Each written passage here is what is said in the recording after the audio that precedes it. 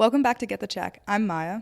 I'm Annika. I'm Priya. And today we have a fun episode all about college topics. Yeah, so we're going to be talking about Trump sending a letter of demands to Harvard and Columbia, as well as other colleges, threatening to withhold federal funding. And then we're also going to talk about Roy Lee, who's this Columbia student that got suspended. And it relates to him creating this like tool to cheat on any software engineering interview. And now he's dropped out and he's starting his own company. Yeah. I feel like there's been just like a lot of conversations around education that like haven't existed before. Yeah, I'm excited to get into this episode. Like Priya and I know each other from college. We went to Berkeley together, and then Maya went to Carnegie. And so I feel like, do people call it Carnegie? I don't think anyone's called Maya it went to Carnegie Mellon. Did I even say that right? Yeah. Okay, yeah. Maya went to Carnegie Mellon. Wait, where did Maya go to school? Carnegie Mellon. Let's say it one more time. No, we're just kidding. Oh, CMU. That's what people call it. I'm so unfamiliar with CMU because like no one was technical in the Midwest, so no one went to CMU. Yeah, like no, like I feel like in California CMU is like one of the like really good colleges to go to, whereas like in the Midwest it's like the Ivies. Yeah. Like a lot of CMU students just pull from Jersey and California, like disproportionately. That's how you ended up with a Jersey good Jew. We don't need to talk about that. At least he's not from Edison. What's the difference? Dodged that bullet already. What? My ex was from Edison. Oh my God, you really have a thing for Jersey guys. No, it was, No, when I started dating Adi, my family was like, another Jersey guy. Like, Maya, did you not learn from the first one? Yeah. But we love Adi. We do. Okay, so let's start with Trump's letter of demands. He basically first sends it to Columbia in March of 2025. These demands are pretty crazy. First, he says he wants like the Middle Eastern, South Asian, and African departments to be controlled not by the faculty, so by like the university or someone else. They wanted to like appoint someone new. He also wants to like expel and suspend students involved with the pro-Palestine protests, and also wants Columbia security officers to have the power to arrest students. So then after that, on April 11th, the Trump administration sent Harvard a letter after the Columbia letter and threatened to pull $2.2 billion in federal funding if they didn't like comply with their demands. Yeah, and then Harvard refused, and then on April 21st, Harvard filed a lawsuit. They're arguing that these demands like infringe on the First Amendment rights and exceeded federal authority under Title VI of the Civil Rights Act. Basically, what they're saying is that like academic freedom is protected under the First Amendment, and by Trump and the administration having such a heavy hand in how things are dictated, that is infringing on their academic freedom. The administration responded by actually freezing the $2.2 billion, and then on April 21st, Harvard filed a lawsuit against the federal government, calling the funding freeze arbitrary and capricious, which is basically a violation of the constitutional protections. This has obviously been in the news in the recent weeks, and we wanted to dive into, can the government do this? And why is the administration really going after all the top universities and what it means to pull this type of funding? Yeah. We can start by talking about how Columbia, like what happened at Columbia, because Columbia actually complies with these demands. So Trump cancels like $400 million in grants. He asks Columbia for like a bunch of different things. He says like no affirmative action. And I think that seems like kind of logical because the Supreme Court has already said that's not allowed. But then he says there need to be viewpoint audits of the faculty to make sure that they represent like the average viewpoint or something. But then I was like, isn't that just affirmative action for conservative faculty members? Not like, but it's not like a race thing, right? Yeah, I guess it's like different, but it's like their whole thing is they want everything to be like merit based. But like these are the faculty that these universities have selected on a merit basis, right?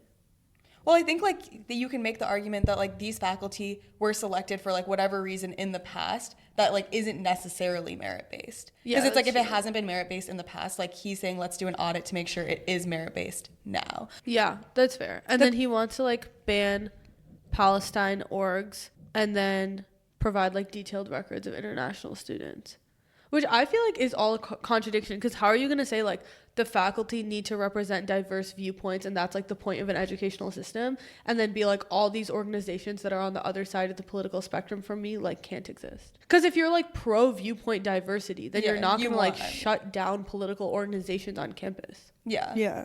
you're going to be like, yeah, like have any political organization, have like the KKK can have a club. I think his like motivation here is that these like the students and the faculty coming out of these departments are anti-Semitic, but the question really becomes, are these people anti-Semitic or are they critical of the Israel government? So because you can say like, oh, I don't agree with the Israel government in XYZ ways, and then you can say, oh, all Jews are bad, and those are like two completely separate things. Yeah, I also think that it's funny that it's become so controversial that the faculty at colleges lean left, because it's like, if there's all these departments at colleges that are like sociology and English or like African studies, like, do you think a conservative is going to go spend their life getting a PhD in African studies? No, like, I'm sorry, like, what? Yeah. All of these majors, like, the point of it is to like study power dynamics. And so the people that choose to dedicate their life to studying power dynamics are going to lean liberal. The same way that if I walk into an investment bank and see that it leans conservative, I'm going to be like, that makes sense. Because the people that dedicate their life to just like making money are probably going to lean conservative. I'm not going to be like, go find liberals. Like, you guys need liberals. Yeah. It's also like people that have higher levels of education have always been more liberal, which is maybe something to think about. So there's all of these demands, and I think like the question is kind of like, how did we get here on each of the fronts? And so we wanted to like go through them. I think the first and like biggest thing is affirmative action, because there's so many demands in the letter that relate back to affirmative action in some way, because it's like your hiring practices, your admission practices, like all of these different things. He says no affirmative action, and I think that seems like kind of logical because the Supreme Court has already said that's not allowed. I guess in terms of the Supreme Court, like obviously we're not experts in Affirmative action. Like, we're not experts in the way courts decide things, but they basically decided that it should be merit-based. And what colleges were doing before is they didn't have quotas, but they generally were like, we want our student body to represent the racial makeup of the country, and that we can like move things around and consider race as a factor. And so like the colleges are arguing like, we're not letting in someone on the basis of their race, but then I feel like the other side is arguing like, if you're including anything as a factor, you're like inherently trading off one person's spot with another. And I think that's like a hard thing to say you're not doing, because you are. Yeah. Like, they always use the word holistic, but it's like at the end of the day, like, if you're there's a limited number of spots and you are giving someone like, you can argue it's a good thing, but you can't really argue you're not doing it. And so colleges have kind of got around the affirmative action decision, but even though they're not allowed to collect race exactly in the application, they kind of determine race based on your answers. Like, if you ever mention like how your identity has affected your learning or your upbringing in any sort of way, you can kind of figure out who this person is and where they come from. I think like Harvard added an additional question about diversity, apparently, like, how do you contribute to diversity that they didn't have before? So it's kind of like a proxy for figuring it out. Yeah. But I feel like we had questions like that too when we applied to college, like 8 or 9 years ago. Yeah, I mean, the argument is that these proxies are still unlawful given the decision. I'm just saying, like, it's tough to know how much they're using these proxies or not. Obviously, but it's also tough to know how much they were using the actual race before. And it's like, okay, now that they don't have that exact data, has the genetic makeup of the classes have really changed? And the evidence points to like no in the couple of classes that have come out from 2023. So at Harvard, the percentage of Asian students remained unchanged. Percentage of Black students fell by 4%, and percentage of Hispanic/Latino students rose by 2%. At Yale, it's Black students held steady. Hispanic students rose by 1%. Asian students dropped sharply from 30 to 24. And so like, if you look at a couple of these IV trends, like, it's interesting because it doesn't compare to how it was at the UCs when affirmative action got banned in California in general, like I think 10 to 20 years ago, where it's like you saw a massive decrease of like double-digit percentage points, and here you're still seeing single-digit percentage points. So I have to assume that they're still using it as part of like the admissions process and just not being explicit about it. Like the diversity question. Yeah. And so like I don't like, and this goes back to like whether or not you believe affirmative action is good or bad, and that is a whole separate conversation, but I can see the argument to be made that they're still using it as part of the admissions process. Yeah, in which case I think like the government can maybe have an audit of that. Yeah. And then figure it out. And I'm not even saying like taking out, like you said, like taking out whether you're pro or anti-affirmative action, like it is now illegal. Yeah. And so like under that law, Yeah. which all the colleges have agreed to. None of them are like, we're gonna keep doing it. Yeah. Trump could be like, I don't think you're doing it. So like the Department of Education is gonna audit you guys, or like the DOJ or whoever it makes sense is gonna audit you guys and see if you're still using proxies. And if you are, and then you refuse to get rid of them, we'll withhold funding. And that I actually think makes sense to me. Yeah. And is in line with past precedent of what it seems fair to do, because there was a case with Bob Jones University in 1983 where the U.S. Supreme Court ruled that the U.S. government can get rid of their tax-exempt status because they were not allowing interracial dating on campus. That's actually crazy. And do you know what happened with that? They were like, okay, well, we're still not allowing it. And guess when they started allowing it? When? 2000. Oh my God. That's crazy. That is crazy. Wait, does this university still exist?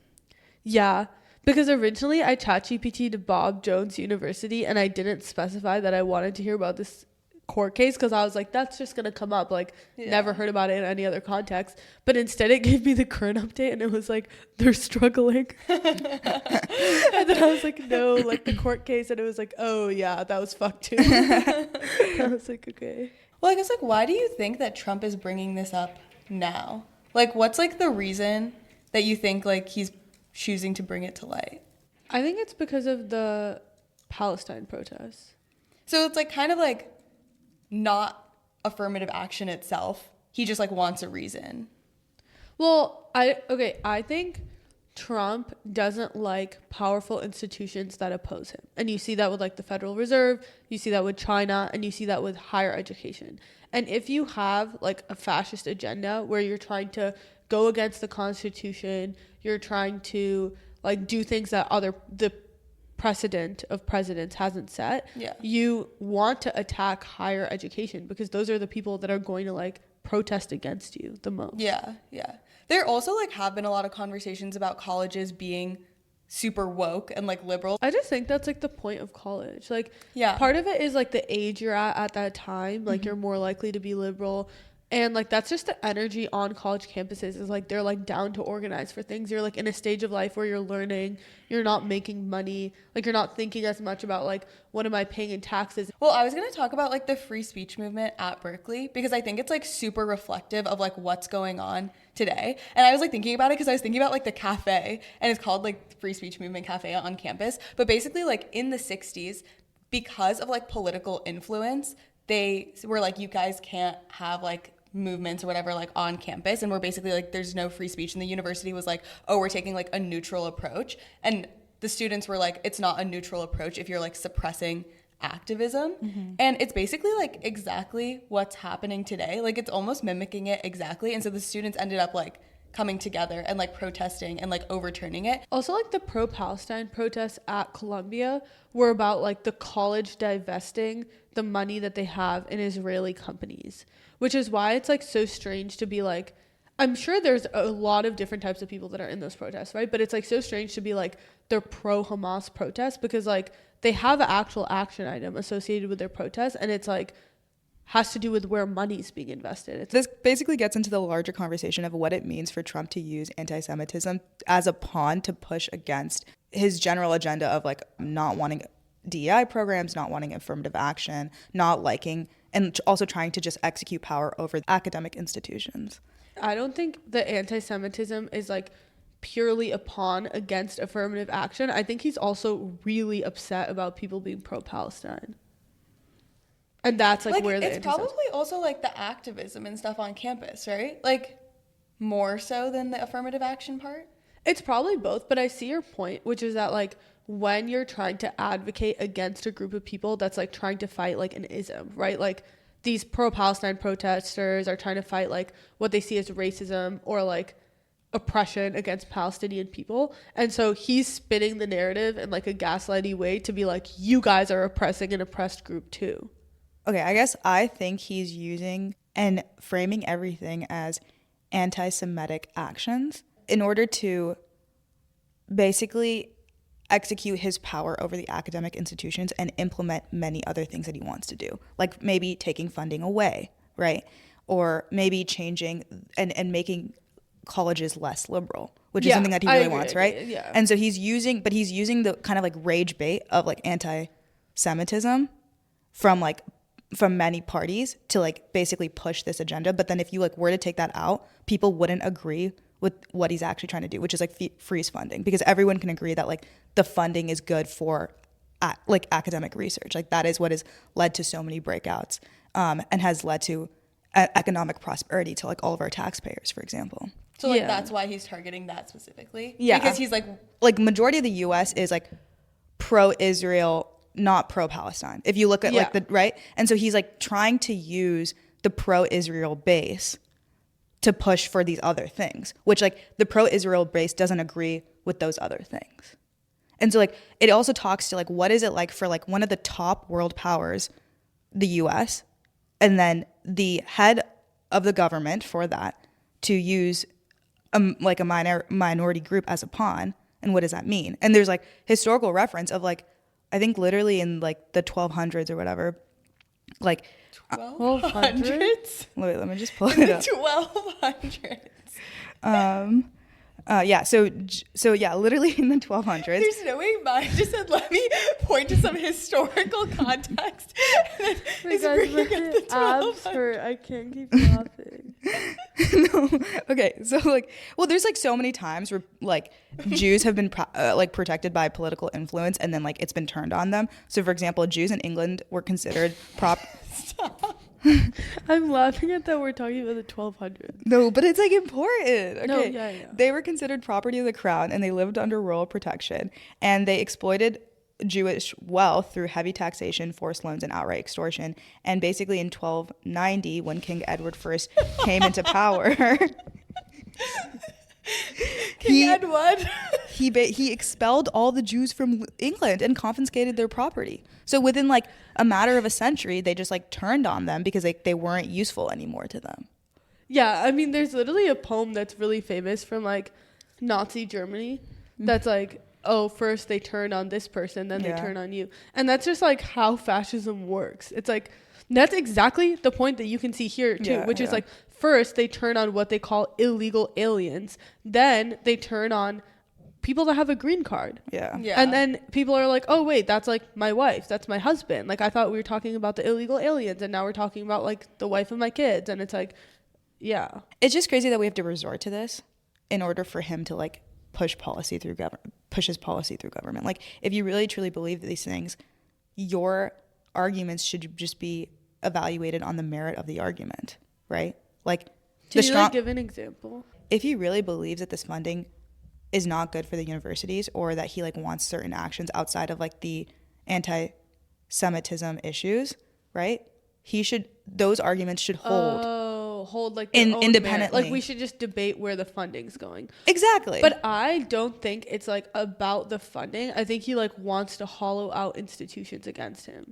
And that's kind of like exactly what the issue is here, where it's like, if you are like a leader that says and does fascist things, you want to hollow out the institutions that like prevent you. Like if Trump announces he wants to run for a third term, it's going to be people that graduated from these schools that are like, wait, like, let's try to stop this. It's going to be the person that was like speaking out at the pro-Palestine protest. And it's like, okay, where is he now? And like, what is he going to say? It's like a breach of our democracy. And like, I think that you can already see things like this having an effect. Like, for example, my sister goes to school in the South, but she goes to like a liberal university in the South. And she's like the biggest, like she'll be first in line at any protest. Like that's like her thing.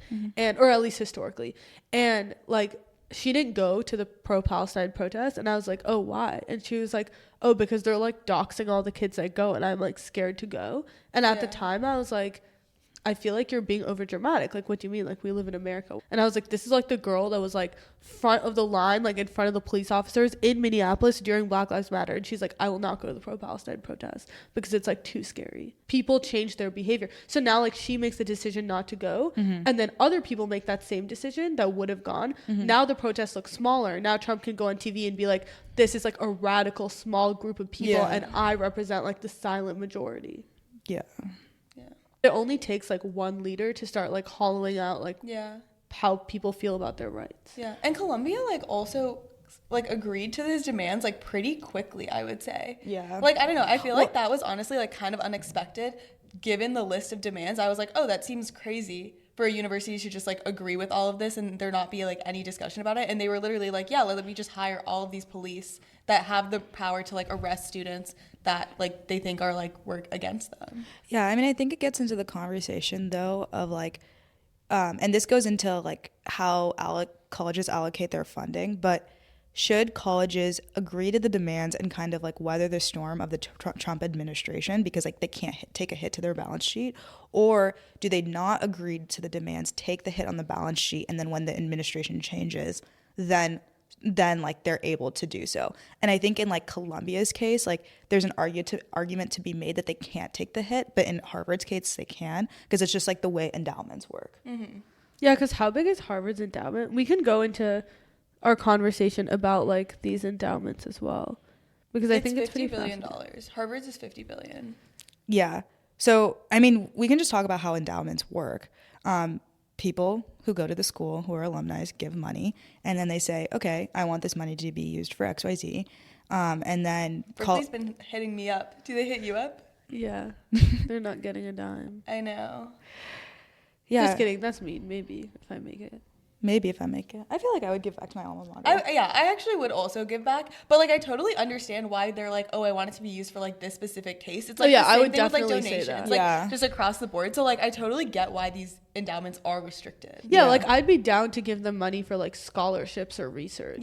Yeah. Like I would be down for them to give money to the CS department. Yeah, I was gonna say like I feel like I would want it to go to a department. Yeah. Not just like Yeah. And so what the university normally does with this endowment is that they invest. Traditionally, they used to just invest in like bonds, but then recently they started investing in hedge funds, PE firms, and now they like report around like a 9% return year over year, which is pretty good. And so the way they think about this endowment is that they're like, okay, if we get a 9% return, we can probably spend a healthy amount of like 5% of it, and then this is where all this money goes. And then of that 5%, like the pool that is like unrestricted tends to like is the pool that can kind of go towards academic research in a case where like funding is being freezed from academic research. So you have to look at like at each university, is their unrestricted pool large enough to serve the academic research like hit? Which is basically like 20% of 5%, right? Yeah. So 1%. Yeah. And so if you do the math in Columbia's case,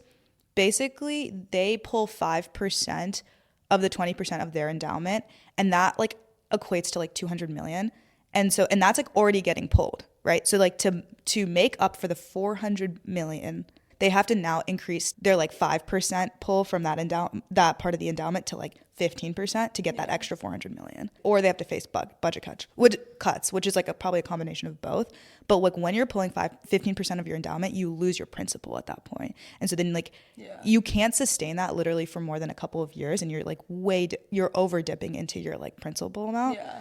And I was reading about how it's not even like as easy as them saying we want to pull 15% anymore, because as you said, they're investing in more illiquid assets over time because they have so much money. Yeah. And so if you're in like a PE fund, like you might not be getting your money back for like 5 years. Yeah. They're not in like stocks that they can liquidate. Yeah. And then, so they've actually started like issuing bonds. Yeah. So this is where Harvard has a little bit more leverage over the U.S. government. Like Harvard has a bigger alumni base, has a stronger alumni base, has clearly the like largest endowment, and then like you said, issued bonds, and then people literally lined up to take those bonds because they will support Harvard at any cost. They also have like just like more room to go against this. I think there's like estimates that they can probably stand up to the government till 2028, which is as long as they need to until the administration changes, and they probably get that funding back. So I think like there is a part of the conversation that like Columbia, like sure it set bad precedents, but like would they actually be able to survive those budget cuts? Yeah. And like my answer is like probably no. I think they'd be able to clearly survive. I just think they wouldn't be in a good financial position. Yeah. I don't think they would probably survival. just end up cutting research. Like I feel like that is just like what would have ended up happening, because like to your point, it would be somewhere in the middle of budget cuts and just like trying to support it yourself, because it's like there's so much research being done at universities that like research takes like so long to pay off. And it's also sad because like I was actually talking to one of my friends at Penn, and she was saying like one of the things they're doing is they're being super restrictive about like who can conduct what research now. And so she's like thinking about like just like going and working as like an intern at some startup instead of like doing battery research, which is like what she did in high school and is like really good at. And like who knows what the butterfly effect is there, but like that could be like the next big breakthrough in like that field. Like you don't know which kid it is, right? Yeah. Who like doesn't do that. Totally. Yeah.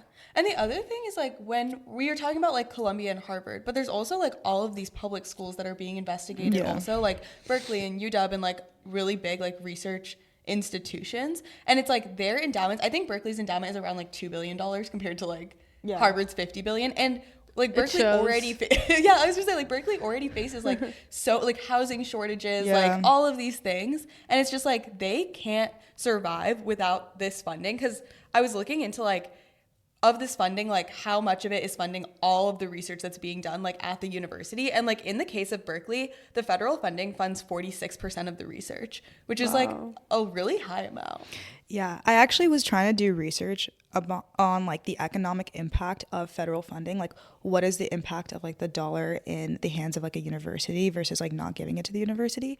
And like I couldn't really get like super granular about it, but there's like a parallel that I found, which is the Bayh-Dole Act of 1980 allowed 1980. Maya's just like bringing up all these years today. No, but this is actually crazy. So before 1980, when the federal government funded you, all of that, like anything that you researched or created, all those patents were under the guise of the federal government, and like you couldn't commercially sell them off. So before the Bayh-Dole Act, inventions from federally funded research belonged to the federal government. So they were rarely commercialized because the government lacked resources to go and develop them.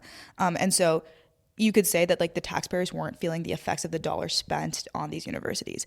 After the Dole Act, it allowed universities to pursue patents and form partnerships within the industry and corporate partnerships to bring these inventions to market. You can actually literally tangibly see the effect of this act. After the act, the returns, I think the net returns were like $388 billion back to the taxpayers and over $2 trillion in GDP contribution.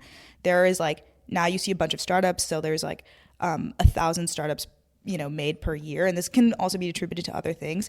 And now also, if you just look at the like patents that were licensed and actually like moved to production, before it was like 5%, now it's like 50 to 60%. So it's like a crazy increase. So essentially like it shows what like the impact federal funding can have on the rest of the industry and how that comes back to like the individual person. There's obviously arguments to be made of like you're now defunding cancer research, you're now defunding all of these biological breakthroughs.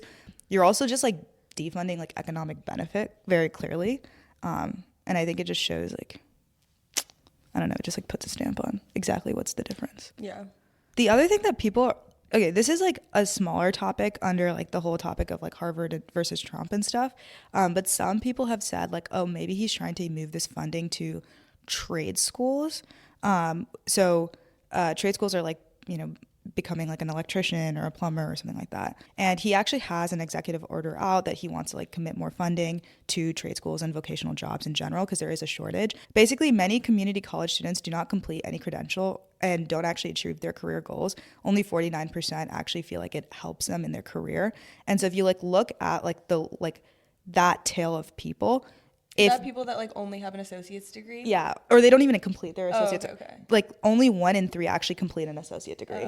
And it's like, okay, so if you look at those 2/3, could you push those 2/3 to do trade schools instead, which would still allow them to have like a higher paying job? Sure, it doesn't have as much mobility, but it's like they didn't even complete the associate degree in the first place. Like they would just become a cashier or something like that. So I think there's like merit in funding those trade schools, but I think people have been talking about like the actual like trade-offs between like, do we defund the elite universities to also help this population? No, I see what you're saying, because I feel like that was something where when like nail technicians or like lash technicians and like all of these like beauty things that have like, I feel like we've kind of like seen evolve over time, and you do see like a lot of people going into that and like probably being better off than they would have been being like a cashier or something like that. And like obviously that's like a really niche example, but I feel like it's similar in the sense of like you're doing a skill like for something, but then there's like an argument to be made that like half of research like ends up being nothing. Well, I think it's just like in a developed society you have to fund both, and we're not at at the economic size where you need to decide, like, is $1 going to go here or there? Yeah. And maybe if you were thinking about funding increases, you would have like a detailed conversation about these two things, but there's no reason to like cut funding. Yeah. Yeah, Like, programs that are already up no and running. reason, Yeah. I also think an interesting part of the our colleges too woke conversation is some people feel like really qualified students are not getting in. Like, it recently went viral that Cal AI's founder didn't get into like 15 out of the 18 top schools he applied to, which is pretty crazy. And he has a company that's like at 30 million ARR, and he has a 4.0 GPA and a 34 ACT score. So people were like really surprised that he didn't get in. And a lot of people attributed it to like, he's not like woke enough, or like he's like a white male, so he has like a way harder chance. Is that like what everyone on Twitter is saying? Like, there were like two sides of it. Like, some people were like, because like white men have like a way harder time getting into college, even if they have all the stats, or even if you take like race and gender out of it, it's like, why are kids with all the stats getting rejected for kids that don't have the stats? And I think like what I think is missing from the conversation is like, or actually not missing, like people also said this, where it's like, if you read his essay, like the essay was really bad. Yeah. And I think it's like a lot of colleges, if not all top universities, really value like being a good writer and like being able to tell a good story and just like being able to write a good essay. And I think that you can debate whether or not that's a metric that's being overvalued, but I don't think you can just like attribute one person getting rejected to like an overall like virus in colleges. Yeah, when it's I like agree. anyone can read his essay and be like, if he asked, I'm like, did he ask like one person to look at this? Yeah. He probably submitted it on a whim because he's like busy. Yeah, totally. It felt like that when I read it too. Yeah, and it's like, he's obviously a really smart guy, and the essay kind of just read like, I like never wanted to go to college, and then I decided to. And I think you can like tell a compelling essay like that. It just like wasn't Done well. a good essay. Yeah. Yeah. Okay, so then like people on Twitter, so this all like went really viral on Twitter, and then Yeah. a bunch of companies come out and say like, we are going to start post high school programs. So like Palantir announced one, and they're like, I think they said you have to have gotten at least a 34 on the ACT. We're going to really highly value metrics because we think that they should be valued, and colleges aren't valuing them, and we will give you like something like $50,000 to basically like work for us in a, it's basically like you work for them for a year or something, and then they'll hire you full time if you were good. And while this was created as a response to like the Cal AI situation, I think this is just like net good for everyone. Yeah. Right? Yeah. It's like the kids with the highest stats, but they like are not meeting the bar of like essays and stuff for colleges that can like go work at like a Palantir. I think like that's great. Like they should do that. Yeah. Well, I also just think that like over time, like kids are like not going to college, and like they can be like super smart and like self-taught and like all of those things, and like these are just like more ways for them to do that in like a structured way as opposed to like having to figure it out themselves. Yeah, it's also like college, and maybe we'll get into this more in our next conversation, but a college like Harvard or Columbia are trying to teach holistic learning and like a liberal arts education. And if you already have like an app making 30 million ARR, maybe like you don't care to sit in like a class about, I don't know, Asian studies, and like that's okay. And then maybe like college isn't a good fit for you, but that is like the value prop of those schools in my eyes. Yeah. Well, I think the other thing is like if you trace back to like why universities were made, it was like they need a structured way to expose learning to students. And like if you now look at how learning happens in the age of like 2020, in the year of 2025, access to learning is just not as hard as it used to be like back in the day. And so then the question really becomes of like, okay, if some students are able to make use of the tools they have access to like teach themselves, should we be promoting kind of self-education in the age of AI or in the age of like the tools that we have access to now? Because like before, you have to like literally drive or walk to a library to go and read books, and like did you have the resources to go to that library, or did you have access to a good library? But like now that you have the internet, it's like, okay, you can just like look something up as long as you have a device on you. And so the barrier to learning was just really, really high, which is why universities were like created and like maintained, and like, and honestly it actually, like in my opinion, like kind of serves as like It's like a forcing function of learning.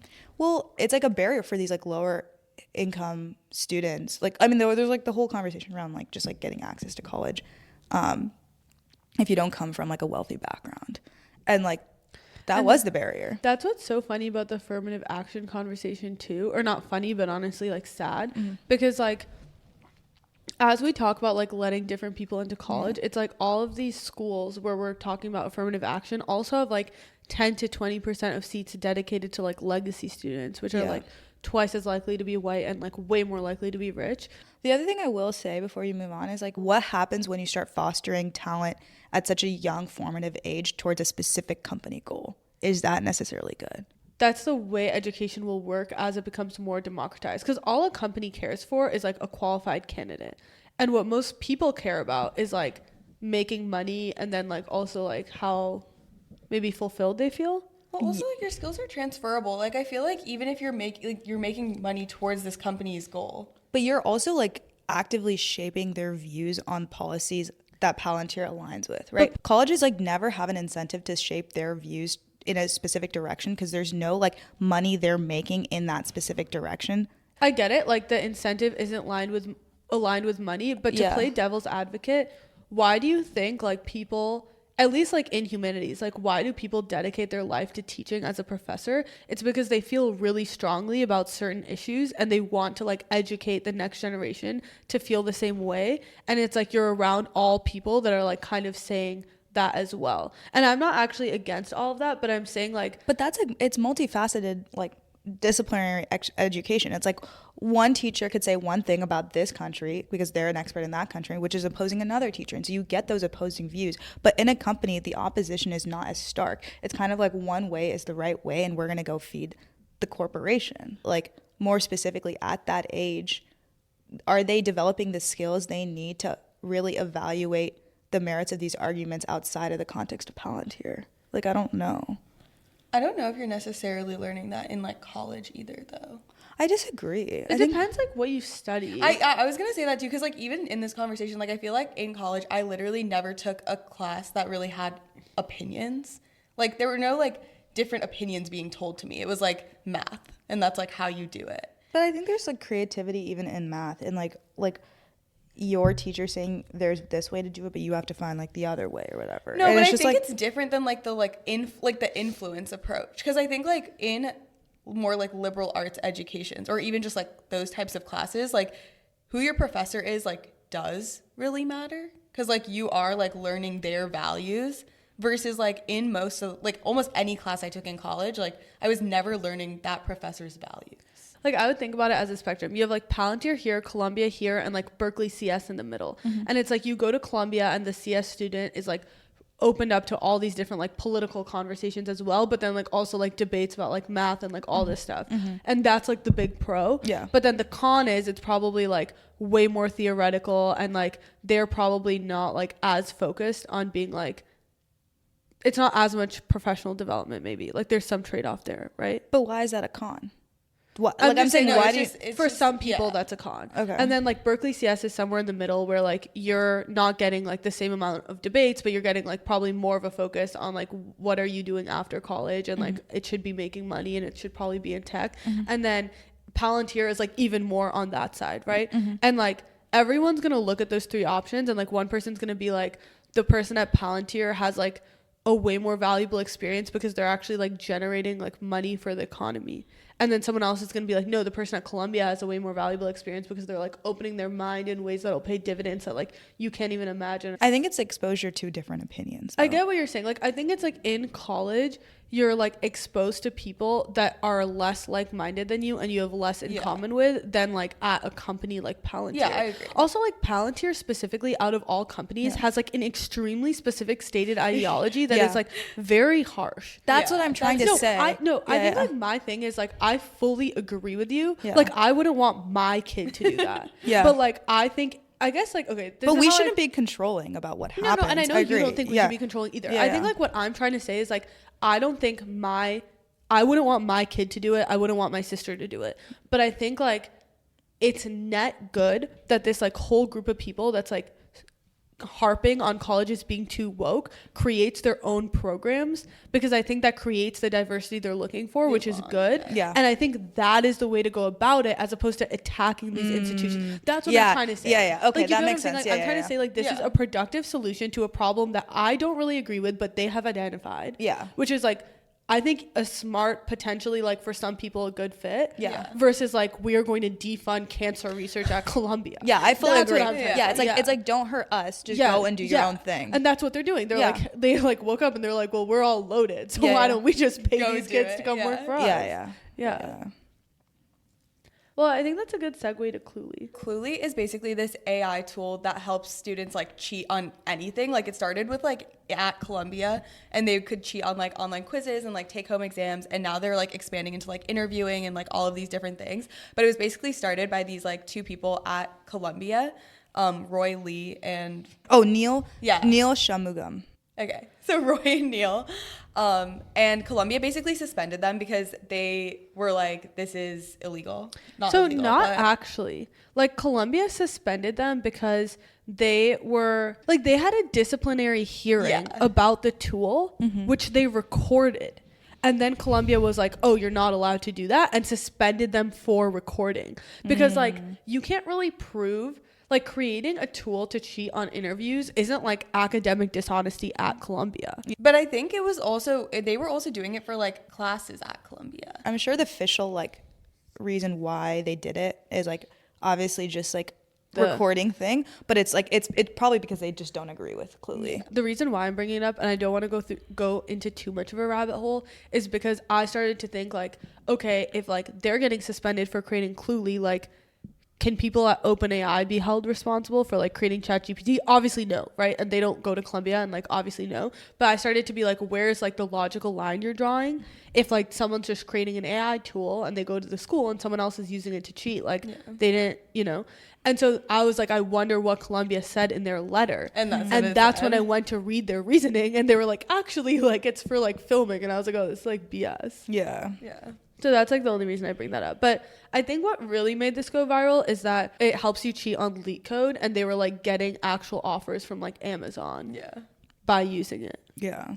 Roy Lee was like, I'm surprised that the university's getting involved, because like technical interviews at like companies should be like outside of their purview. And then they were like, oh, we have suspended you for a year. And he was like, oh, I actually already submitted my paperwork for my leave of absence, and I'm moving to San Francisco, which was, quote, my plan all along. So bad. And it worked out because they just raised like a $5.3 million seed from Abstract Ventures. So that's basically like what's happening with them right now. Yeah. And like the idea behind Cluely is you can cheat on everything. And they're obviously saying that as like rage bait to make people be like, why do you think cheating is okay? Like, this is so dystopian. But their product launch video literally got 10 million views. I know. Yeah. And I think like that opens up the question of like, what is considered cheating in this day and age, where like we do have like so many AI tools that can be used in so many different scenarios. Yeah, I know we had this conversation earlier, but I think it's like when it comes to learning specifically, like there's two situations, right? One is an educational one and one is work. When it comes to an educational scenario where like you are building critical thinking, there's merit to not using AI to learn certain fundamentals, the same way in third grade you don't use a calculator to learn addition because then you're never going to learn it. But when teachers wait too long to introduce the tools that everyone's going to end up using, or kind of act like anti those tools in a really weird way, it's like that is very bad. Yeah. And then like the other thing is like from a work perspective and like the Leetcode and interviews and stuff like that, like I think it is just like a sign of how like our world is changing and how like our roles are changing, because it's like even in your actual job, like you are using AI and you probably like should be taking advantage of AI to make sure that like you're being the most productive version of yourself, but that like baseline level of like understanding is still really important. So it kind of just seems like there needs to be like multiple ways to test that, both in like how you can use AI, but also like how you just like logically think about things. Yeah, I think the conversation comes down to, like you said, Annika, is like, how do you create education so that you're still developing the critical thinking skills that like ChatGPT is like kind of replacing, and how do you like promote students to not take the easy way out and not use ChatGPT. And I think it comes down to like when the tests happen, you put pen to paper and it's really just your brain and your ideas and your thoughts and then your answers, and there's no tools involved. And I think that's like really powerful because it's like the same as like how I used to have to study for exams and not cheat on my homework in order to do well in the actual class. Like it was a clear correlation that if someone got the answers for their like project or whatever from somebody else, they just wouldn't do well on the tests. Well, that's like, it's not a new issue, right? Like it's always been that in like CS classes or even other classes as well, like the reason why we all went to exam rooms and took them pencil to paper is because if we had the internet, like it would be way easier. Exactly. But then you still use the internet for like essays or projects. And like, for example, like you could use the internet for essays, whether ChatGPT exists or not. And like everyone's essay is still going to turn out at varying degrees of good. I think the one interesting thing is AI might make some people that struggled more in school, like had good ideas, but more poor execution or structure, like kind of rise to the top. And people that like really had like amazing structure and execution but less good ideas, I think might end up a little bit lower. Like I think it'll like adjust. Yeah, I see what you're saying. I think it's like it comes to the conversation of like are you using AI to just completely replace what you're doing, or are you using AI as a tool to make what you're doing even better? It's like akin to like saying like I have this argument, can you help me phrase it? And then really reading it and like understanding the ChatGPT output and really figuring out like this is the strongest part of the output and I'm going to include this, and this reads even better than what ChatGPT gave me. And so like I think it can be good if you're using it like that, but it becomes more, as you give more access to these types of tools, it becomes more on the individual to really make those explicit trade-offs in their own mind and like push themselves to be better. And so it's like hard to do. Like I feel like it's like the same issue that there's always been, which is like how much do I care about like doing something basically, which has like always been an issue. But now it's just like so easy. But I think like the part that's like concerning is the age at which you like start using these tools, because I think it's something where like at college, like at the point that we're at right now, like if you're in college, like you've already learned a lot of the like critical thinking skills like necessary growing up. But I think it's like, are kids like in 5th grade gonna start getting access to these tools, and then like that's their foundation for like what they think like critical thinking is? And I feel like people compare it to the calculator, but the difference is that a calculator was like, it's like arithmetic, but like this, it's like you're actually like trading off with like reasoning, which like nothing else was able to like reason in the same way. But I think people were just as scared about arithmetic not being a fundamental skill. It depends, like in 30, 40 years, how much of critical thinking, reasoning is truly like a skill you need, or a skill that is just kind of given to you and you need to even build like skills on top of reasoning. It's kind of like what comes after reasoning. And I personally think it's like, how do you become the most persuasive version of yourself in the context of specifically arguments? So like, sure, I can reason and say this argument is sound or this argument is not sound, but then it's like, how do I even take that sound argument and make it the strongest version of itself by making the words very powerful? Which is kind of like the difference between... you also like use AI to do that? No, because I think it's the difference between like a good writer and a great writer. Well, AI is also like rapidly getting better, right? Like there's the whole 2027 AI report that came out, and it's like there probably will be a point in time that's not so far in the future that if you ask AI to write an essay about a book, it'll be better than like any human's essay. And that's like not true right now, right? Like if a student asks for like an essay about this book, like they're gonna have to fix a lot, and it's just like a place to start. But at the point where like AI becomes even better than people, then I feel like the conversation will like again be different. But at the end of the day, like no matter how good AI is or no matter how much tech evolves, everyone's on a level playing field. There's going to be a number one app in the app store, right? So like even if it's like way easier to code and AI can basically code for you, like can you like create that app? Because like everyone has like AI the creativity. Like whether it's like ends up being more dependent on creativity and less on like technical execution, or if it's like more about finding like product market fit and like exactly what people want, more about marketing, the field is going to be level. It'll just be like different things that become more important, I feel like. I mean, this is actually, I guess like it depends on like what you said, where you were asking of like, is AI truly comparable to a calculator? I feel like right now, yes, but maybe the future, no. Yeah.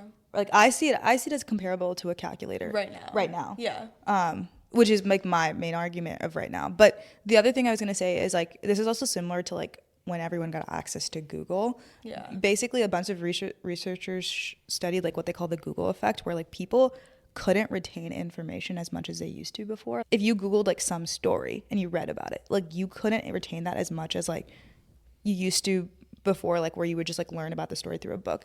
And it's because like you started becoming this like interconnected system with like your computer, where you didn't rely on yourself to remember information and you relied on your computer to always show it back to you. And so people remembered, oh, I know exactly how to access the information because I know it was like in this article and I wrote this specific query, but like I don't actually remember that thing. It's like so similar to us even needing our laptops right now to like talk during the podcast, because like it's like we made these arguments beforehand, talked about them, iterated on them, but I don't really always recall exactly what I said and I need my notes.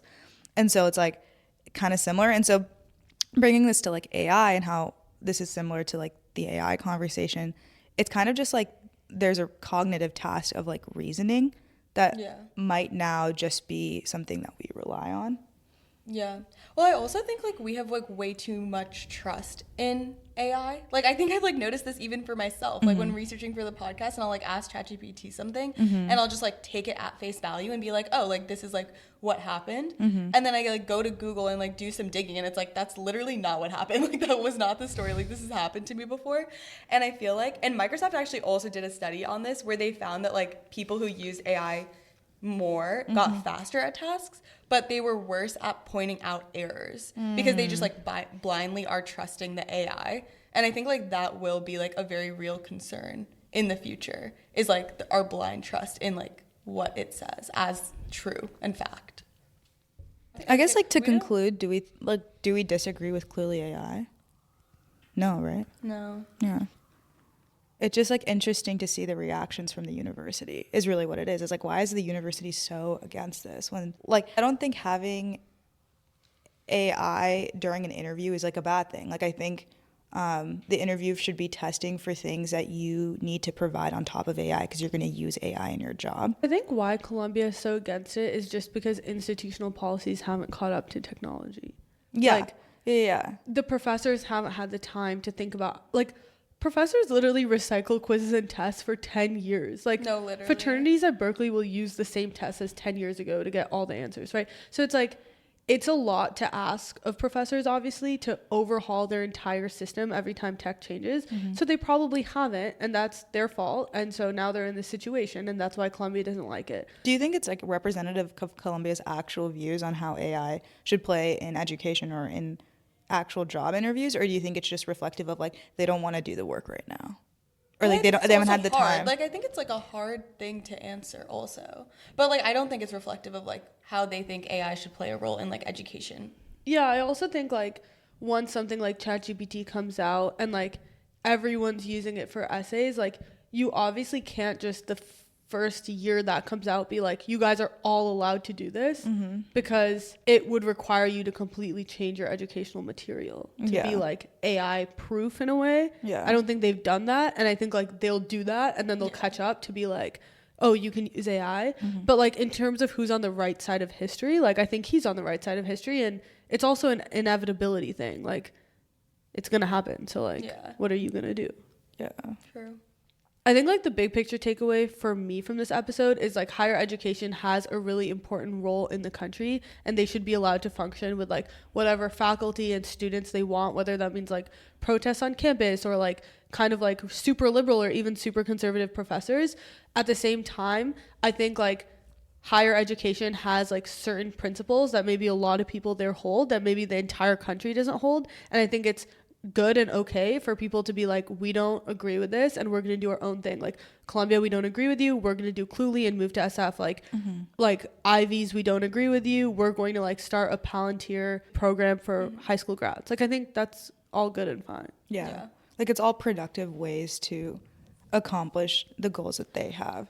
The unproductive ways are like specifically what Trump is doing. Yeah, but the unproductive we've way covered would that. be like, Yeah. you can't have like your First Amendment rights. Yeah. Well, On that note, it's such a depressing note to end on. I know. But thanks for listening to our episode. See you next week. Bye. Bye.